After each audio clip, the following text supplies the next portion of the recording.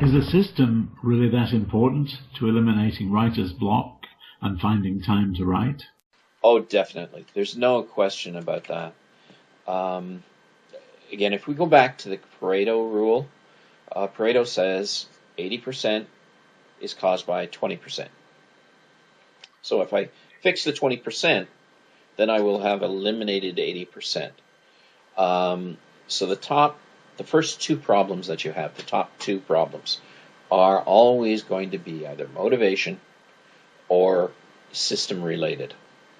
With systems, that's what feeds all of your ideas to you in a sequence that you can deal with. So by feeding it in the right sequence at the speed that you can do, which is what your writing system is all about, then you find that your problems with writer's block automatically disappears. It just goes away because it is being fed to you at the right speed. The other side is that your writer's system consists of more than just the process you're using.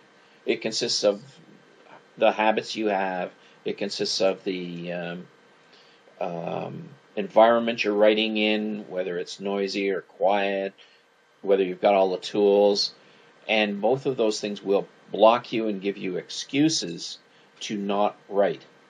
So the answer is, yeah, your system is probably the most critical element in either finding the time to write or in eliminating writer's block.